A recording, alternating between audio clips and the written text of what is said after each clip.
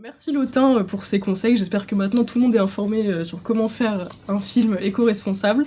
Je suis bien accompagnée, vous l'avez pu le voir. Je suis avec Juliette et Tom qui ont tous les deux travaillé sur les directs que vous allez voir dans cette émission. On a Juliette qui a travaillé, j'ai commencé avec elle, puisqu'elle a travaillé sur le direct qu'on vient de voir, EcoProd. Donc est-ce que tu peux nous expliquer quel était ton rôle ? Oui, c'est ça. Du coup, j'étais première assistante réalisatrice. Pour expliquer un petit peu ce que c'est un petit peu différent parce que ça existe aussi en fiction, c'est-à-dire dans les films qu'on voit au cinéma. L'idée ici, c'est que j'ai été mise sur le projet relativement tôt avec mon producteur et qu'on a monté vraiment toute l'émission ensemble. Donc il y avait un gros travail qui était en amont. Après, on a eu la script et la réal qui est arrivée après. Et toute cette équipe a créé le direct à la fin. Et après, il y avait la partie plateau, où en fait je gérais le plateau, les silences, il fallait que tout aille vite et bien, puisqu'on avait des horaires à respecter. Voilà, c'est un peu l'idée que j'en dirais. Très bien résumé. Est-ce que tu peux nous expliquer un peu ton état d'esprit justement ces directs ? J'imagine que c'était assez stressant. Alors, c'était relativement stressant, effectivement. Après, on a fait énormément de répétitions, forcément. Donc voilà, en fait, au fur et à mesure des répétitions, on a vu comment ça avançait, on a vu les points qui allaient pas et on les a réglés. Voilà, pour dire vraiment, avant le direct, on a fait une répétition, enfin on a fait même 2 répétitions, donc ça s'est vraiment enchaîné. Et sur le direct en lui-même, pendant le tournage, ça a été plutôt bien. Voilà, c'est par exemple, je me suis réveillée ce matin et j'étais en mode waouh, ça va être quelque chose. Mais après, dès que j'ai été dans le truc, ça a été très bien en fait. Bon, tant mieux alors si tout s'est bien déroulé, on est tous contents. Donc tu l'as expliqué un peu ce que ça consiste, première assistante, mais quel aspect vraiment de ce poste t'as préféré ? En amont, je dirais tout ce qui est la communication. Ça veut dire qu'il faut que je communique avec toutes les équipes et que je dise voilà, il faut que je sois au courant de tout en fait, que la décoration, l'habillage, maquillage, coiffure, les axes caméra, il faut que je sache tout. Même si en soi, je pourrais faire sans, il faut que j'ai un regard sur tout, que je puisse donner mon avis. Et comme ça, ça me permet de vraiment faire partie de l'émission de A à Z et que si on me demande quoi que ce soit, je peux répondre. Et sinon, une grosse partie que j'ai adorée, c'était sur le plateau en fait. Quand il fallait gérer le plateau, c'était juste un pur bonheur, un plaisir, parce que c'est juste du respect avec toutes les équipes et on voit que ça avance, on voit que ça évolue, on voit que ça s'approche et on se dit qu'on est en train de faire quelque chose de super cool. Très bien. Bon, alors ça c'était pour l'aspect positif, mais j'imagine qu'il y a eu quelques quand même petites difficultés. Oui, il y en a eu. Il y a eu quelques difficultés, mais pas tant que ça. En fait, on a blindé tout à fond dans l'idée où s'il y avait le moindre problème d'invité ou quoi que ce soit, parce que voilà, il faut savoir qu'on est en période de grève actuellement. Donc la question de est-ce que les trains des invités vont passer s'est posée. Donc on a cherché des solutions à fond et ça s'est fait. Ça a été du stress et ça aurait pu être bien pire en soi parce que ça s'est plutôt bien déroulé. Mais les problèmes ont été réglés au plus vite. Il en reste quelques-uns parce que c'est les aléas d'un direct. Ça peut pas être parfait. Voilà, c'est ça. Mais ça va. L'anticipation, du coup, c'est un peu ce qui vous a sauvé. Disons qu'il fallait avoir un plan B sur tout. Voilà. Il fallait que s'il y ait le moindre problème, on sache que ce problème pouvait arriver et on avait déjà la solution. Très bien. Donc ça, c'était le direct sur l'éco-production. L'écologie, toi, c'est quelque chose qui te tient à cœur, je crois. Oui, exactement. C'est pas par hasard que je suis sur ce direct-là. Quand j'ai su qu'on allait faire un direct sur l'éco-production, je me suis positionnée le plus vite possible parce que je pense qu'aujourd'hui, c'est très important que d'avoir un regard sur l'écologie et donc l'éco-production dans le milieu du cinéma parce que c'est juste c'est un enjeu on peut plus passer à côté. Actuellement, c'est trop tard pour se dire qu'on le fera plus tard, donc c'est maintenant. Et si on peut le faire à notre manière le plus possible, en informant notamment par ce direct, il faut le faire et que tout le monde y soit à fond et en ait conscience. On va passer à un point du coup un petit peu moins fun vu qu'on parle d'écologie. Est-ce que tu as un exemple d'une production éco-irresponsable ? J'ai quelques exemples, mais en fait, ça paraît un peu logique, mais ça va être par exemple tous les gros blockbusters qui ont juste un budget phénoménal et qui vont s'en ficher totalement de ce qui va se passer à côté. Je pense par exemple à Mourir peut attendre, qui est un James Bond. L'idée, c'est qu'ils ont décidé de faire péter des bâtiments en Norvège juste pour le film, dans une zone protégée, par exemple. Et puis Titanic, 65 millions de litres d'eau quand même pour cette scène où ils sont dans l'eau. Donc voilà, enfin, d'accord, ça rend des films un peu cultes, tout ça, mais enfin, est-ce que ça vaut vraiment le coup dans l'idée où on peut plus se permettre de faire ça, quoi. D'accord, surtout James Cameron qui a fait le film Avatar qui parle un petit peu des sujets sur l'écologie. Bon, ouais, on rit un peu, mais bon. Ok. Bon, on va quand même finir sur une note positive. Est-ce Ouais. que tu as un exemple du coup justement d'une très bonne production éco-responsable? Oui, j'en ai une. Je vous conseille grandement L'Effondrement par Les Parasites, qui est disponible sur YouTube et sur Canal+, gratuitement sur YouTube. Donc allez-y, vraiment, c'est, je crois, 8 épisodes de genre 20-30 minutes. Ça parle, en fait, c'est engagé dans tous les points parce qu'ils ont fait quelque chose d'éco-produit. Et le sujet, ça parle de l'écologie. En gros, ça raconte ce qui se passerait si le monde s'effondrait à cause de tous les enjeux climatiques et tout ça.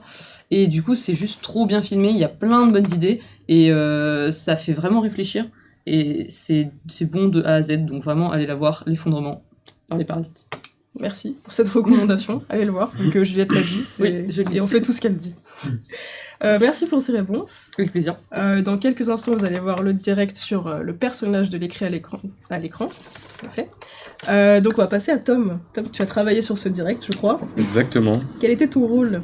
Et alors, moi sur ce direct-là, j'ai été cadreur de télé du coup, qu'il faut pas confondre avec un cadreur de cinéma, de fiction. Ça a été super sympa, donc forcément je m'occupe de cadrer différents invités ou autres, et c'est un travail qui se fait avec le réalisateur, avec la script, avec les autres cadreurs, et la grosse différence, là où c'était une nouvelle expérience, c'était que c'était du live, et si tu te foires en live, on peut pas tu peux pas recommencer. rattraper, quoi. Tu peux pas dire ok, est-ce qu'on peut la refaire, ou j'étais pas prêt ou quoi. Non, c'est ça, il faut être dedans du début à la fin, et voilà. Mais c'était une très chouette expérience.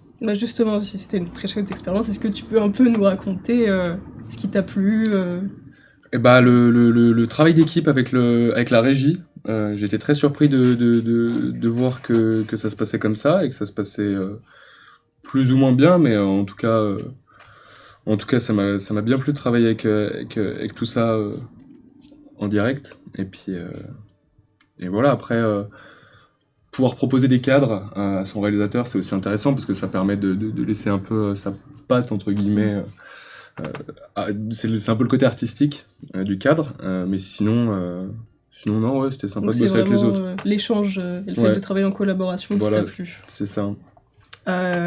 Donc j'imagine que toi aussi tu as rencontré des difficultés. Mhm.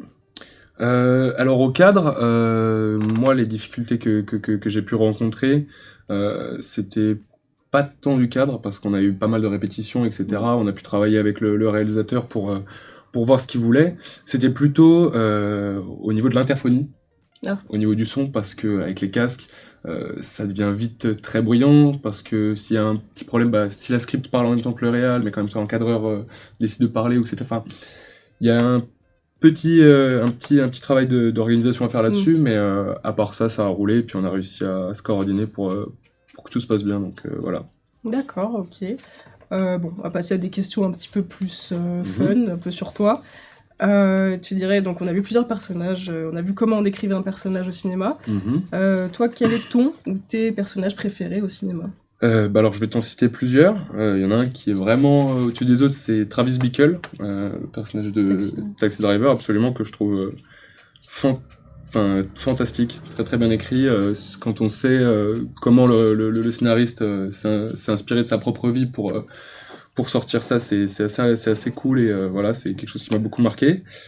Sinon, je vais t'en sortir 2-3 autres. Il y a la crampe dans Pulp Fiction, qui est plein de cuir, là, que je trouve absolument dingue et bizarre. Enfin, c'est fou d'avoir pensé à ça.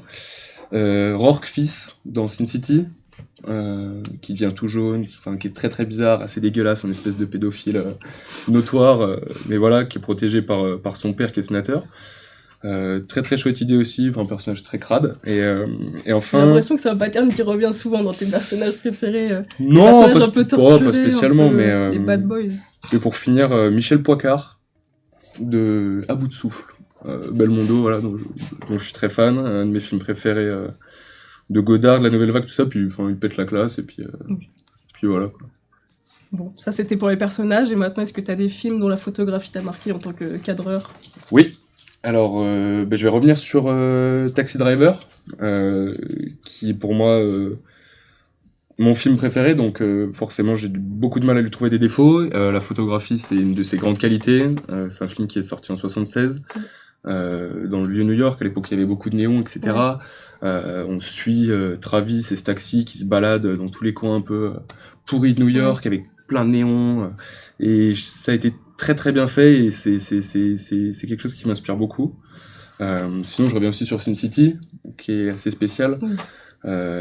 Parce qu'il y a beaucoup d'effets spéciaux au final. C'est très stylisé. C'est ça, ouais. c'est assez comique, ça vient de là Oui. de base. Mais voilà, de mettre ça à l'écran de manière animée avec des vrais acteurs, etc., je trouve ça vraiment trop cool comme concept. Et puis enfin, je dirais récemment Manque de David Fincher, où c'était Eric Messerschmidt qui était à la photographie, il a pris l'Oscar en plus. Et voilà, un film en noir et blanc qui sort en 2020, 2021 il me semble. Et c'était trop fort, quoi. Moi qui suis fan des vieux films, là, voir un réalisateur et un directeur de la photo aussi talentueux nous régaler comme ça, je dis oui. Donc voilà, il a aussi travaillé sur Mindhunter. La série de David Fincher. De Fincher aussi, D'accord. ce Messerschmitt. Et voilà, Mindhunter, c'est pareil, c'est une C'est claque, super. hein. Je trouve ça magnifique. Ça se passe dans les années 70, t'as l'impression que ça a été filmé à ce moment-là, mais avec des caméras 4K. Donc ouais, non, c'est très très fort, et c'est ce qui me plaît. Voilà.